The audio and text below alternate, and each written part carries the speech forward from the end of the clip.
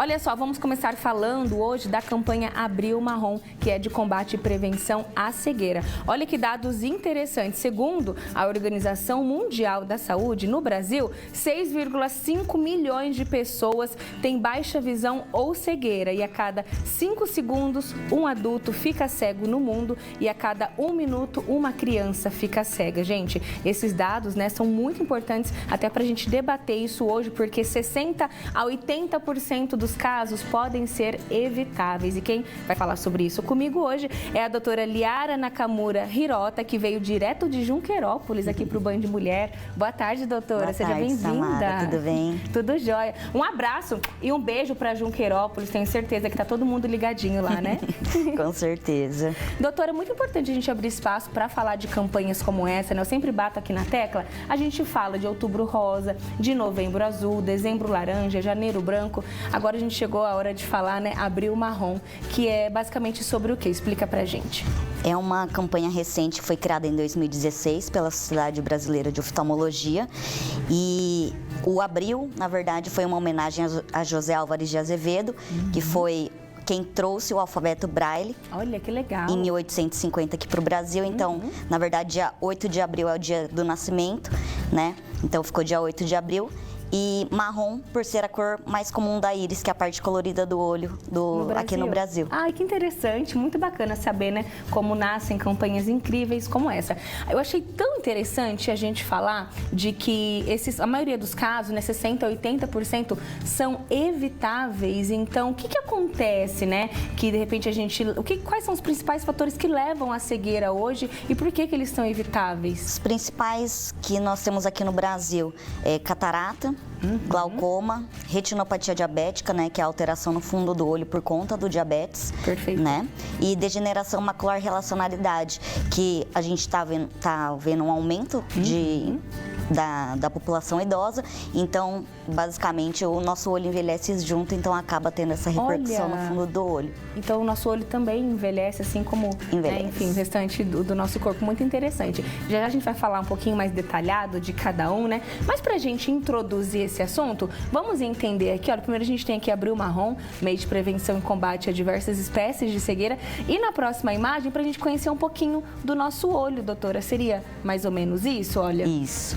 Aqui a catarata a gente teria na parte do cristalino, né?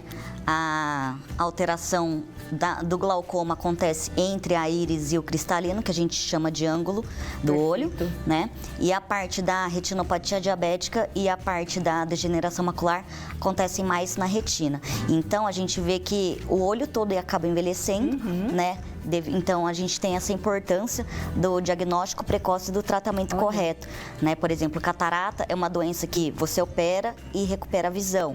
Glaucoma é igual ao diabetes e pressão alta. Então, por exemplo, você não tem a cura, mas você tem o controle da doença. Olha só. Já retinopatia diabética ou degeneração macular relacionada à idade, se você prolonga ou perde o tempo, né, de tratamento, infelizmente acaba deixando sequela. Olha só, então quando a gente fala aí de prevenção, a gente fala também de evitar uma cegueira. Qual é importante a gente visitar, né, periodicamente um especialista, um oftalmologista, e de quanto em quanto tempo, né, deve ser essa consulta também? Geralmente a gente recomenda uma vez ao ano, né, porque essas alterações, a maioria delas, ela é assintomática. Olha só. Então, por exemplo, o glaucoma, aumento da pressão do olho, muitas vezes são assintomáticas. A catarata, às vezes, vai ter um sintoma ou outro, né? Mas a gente só consegue detectar mesmo no consultório e nos exames de rotina. Porque a gente tem que falar, né? Nós, brasileiros, a gente deixa tudo para a última hora. Se é algo que dói, a gente já vai empurrando essa dor, né, doutora? Vai deixando para depois. Imagina o olho, então, que nem dói, nem dá para sentir, assim, falar, olha, algo não está certo. Então, visite aí o especialista, o oftalmologista, pelo menos uma vez ao ano, viu? A gente está falando do olho envelhecer, a gente está falando de algumas doenças que podem ser evitadas, mas a gente falou de envelhecer e não olhar só para os idosos, né, doutora? As crianças também, a gente tem que ter um olhar para as nossas crianças. Exatamente. As crianças, elas começam já a avaliação oftalmológica desde o nascimento. Olha. Então, até as primeiras 72 horas de nascimento, o pediatra tem que fazer um teste, que é o teste do olhinho, do reflexo vermelho, né? E aí, nos próximos anos, pelo menos 3 vezes ao ano, né, o pediatra tem que fazer.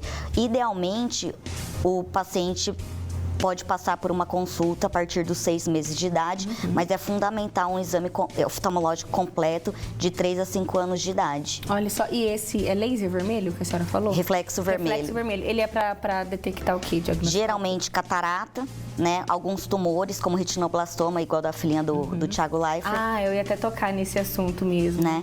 E que são doenças que, se a gente não examina, a gente não encontra. Ou encontra em achados como tirar foto com celular e mudar a alteração da cor do olho, ou ver que o olhinho tá indo mais para dentro ou mais para fora, que né? Interessante. Ou pálpebra caída. Então, todos esses sinais são sinais fundamentais para a gente detectar. A gente tem uma estatística de que 69% dos graus podem ser corrigidos e são detectados no período da infância. Então, é uma taxa bem alta. Com certeza. Eu achei muito interessante também o fato de que a cada 5 segundos um adulto fica cego e que também... Um minuto, uma criança. Um minuto, uma criança. Isso é incrível, assim. E quando a gente pensa que muitos dos casos podem ser evitados, né, doutora? E a gente tem um dado recente de um estudo que em 2050, ou seja, menos de 30 anos, esse número de cegos ou deficientes visuais vai dobrar. Olha só. Por isso a importância desse tipo de campanha. Com certeza. E olha, tá só começando o nosso bate-papo. A gente ainda vai entrar numa polêmica aí do uso das telas, doutora, computadores. Quero saber o quanto isso é prejudicial também. A gente vai abrir espaço também para você participar. Tá com algum probleminha? Será que a gente pode te ajudar? Manda aqui no nosso WhatsApp, rapidinho, 2 minutinhos, a gente vai e volta. Vivo nessa quinta-feira gostosa, falando da campanha Abril Marrom, que é de combate e prevenção à cegueira. A doutora Liara veio direto de Junqueirópolis para participar aqui com a gente. Muito obrigada mais uma vez, doutora. Obrigada. Eu já vou voltar aqui com uma pergunta de uma telespectadora de 12 aninhos. Ó, deixa eu ver se dá para o pessoal de casa ouvir. Oi, aqui é o João Matheus, de Ibirá, tenho 12 anos. Então, eu queria falar desse negócio aí de sintoma da vista. Tem vez na escola que eu tenho que dar muita dor de cabeça quando eu começo a olhar para as letras assim na lousa. E tem até vez que meu olho lacrimeja, começa a chorar do nada. Olha, então vamos lá. Ele vai para a escola, aí ele fica olhando muito para a lousa, não consegue enxergar direito e tem vez até que lacrimeja bastante. Então, primeiro, na fase escolar é fundamental, né, que é onde a maioria dos pacientes acabam tendo as queixas e os pais acabam levando, né, para o consultório. Então, se tem queixa, não posterga, leva antes.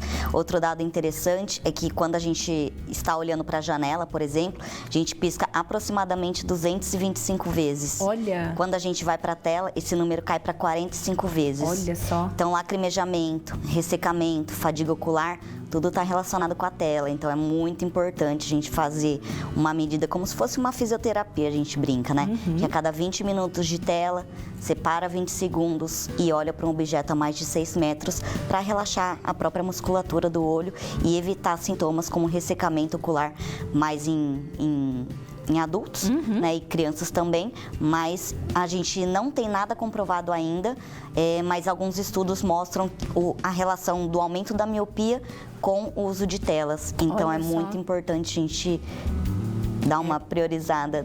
Porque cada vez mais a gente coloca aí as crianças, né, doutora, na frente do celular. É muito tablet, cômodo, celular. a gente sabe, mas Muitas vezes a gente mesmo passa no trabalho, né, horas ali na frente do computador, às vezes 8 horas por dia, né, na frente do Exatamente. computador. Quando a gente fala de prevenção, talvez hoje existe, por exemplo, uma lente, às vezes a pessoa nem precisa usar o grau, mas uma lente que proteja, alguma coisa assim, ou A não? gente tem opções de filtro azul, que na verdade é mais proteção contra alterações no ciclo do sono, que a gente chama de ciclo circadiano, né? Então, ele atua na melatonina, né, que é o hormônio do sono, que muita gente toma para dormir também, Olha. né? Mas o importante mesmo é fazer essa fisioterapia, né? Ai, legal, bacana. Deixa eu ver se a gente consegue ajudar a Daiane, que é de Fernandópolis. Ela tá falando assim: boa tarde, tenho uma filha de 6 anos, descobrimos recentemente miopia e astigmatismo 2 graus. Tendência é aumentar? O uso de óculos pode reduzir? Geralmente, nessa fase de 6 anos, idade escolar, já é um grau bem considerável, 2 graus. 2 graus, né? O uso do óculos não vai fazer aumentar ou não, né? o grau ele vai aumentando conforme o crescimento do olho. Então, aquele mito de que falar, uso de óculos, se eu não usar o óculos, meu grau vai aumentar? Vai aumentar independente de você usar ou não. Entendi. Mas uma vez que foi orientado, né, essa pessoa, esse paciente usar óculos, tem que usar, né, doutora? Não é o carro que tem que usar, não é a mochila. Não é a cabeça. Não é a cabeça. É mais questão de reabilitação visual, igual uma muleta. Né? Você vai enxergar muito melhor, você vai ver detalhes muito melhor, né? É verdade, com certeza. Olha, a Eliane tá dizendo assim que ela tem um filhinho que hoje ele tem 5 anos, mas de 2 para 3 anos ele já desenvolveu estrabismo por conta de ficar muito tempo no celular assistindo desenho. E hoje ele tem que usar óculos, mas ele não usa. Não tem como fazer ele usar óculos, ela tá dizendo. Bem novinho, né, doutora? 2 para 3 anos já pode desenvolver? Pode, principalmente porque o músculo que faz a gente enxergar para perto, ele é muito forte, né? Então, se a criança desenvolve estrabismo,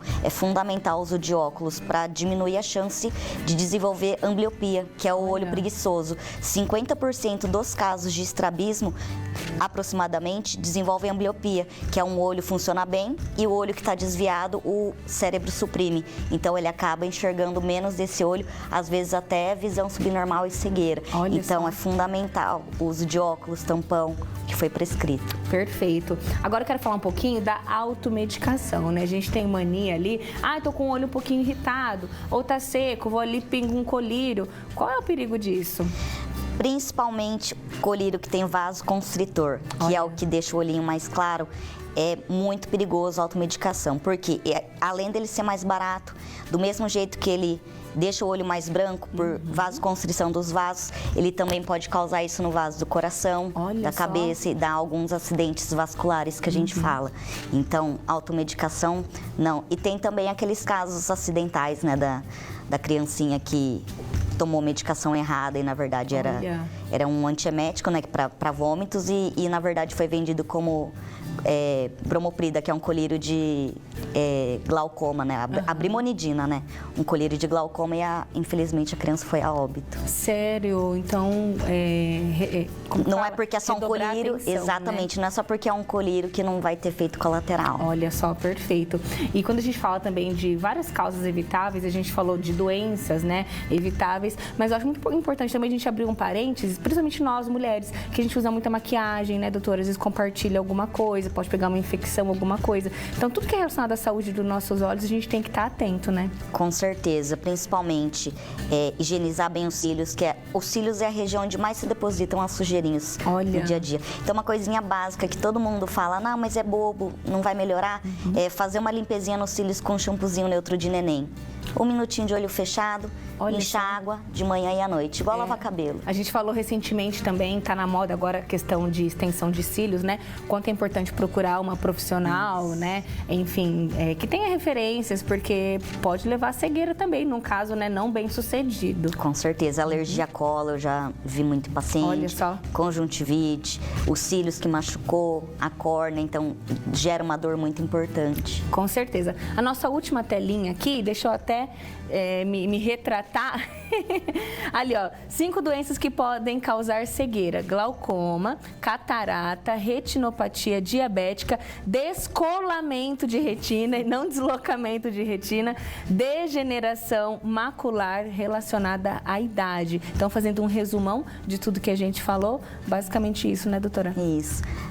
O principal sinal e sintoma que a gente fala, né, do descolamento de retina, que é a minha área também, né, são fotopsias que a gente fala, mosquinhas volantes. Então, flash de luz, mosquinha, uma mancha preta que apareceu, procura um médico, porque de 8 a 46% das vezes pode abrir um rasinho na retina e descolar a retina. Aí vai deixar sequela, muito provavelmente ou não. Com certeza, então tá aí. Fazendo um resumão, olha, deixa eu ver se consigo ajudar mais uma telespectadora. Estou esperando pelo SUS, tem catarata, aumentou um pouquinho, tem 60 anos, tá na fila aí esperando.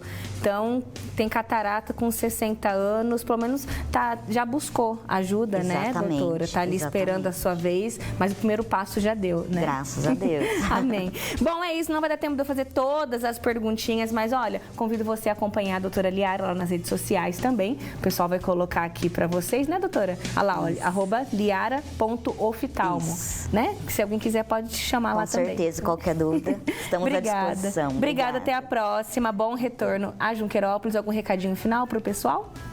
Vamos fazer exames de rotina. Exatamente, tá aí. Prevenção sempre é a palavra, né? Até a próxima, então, doutora. Obrigada. Muito obrigada.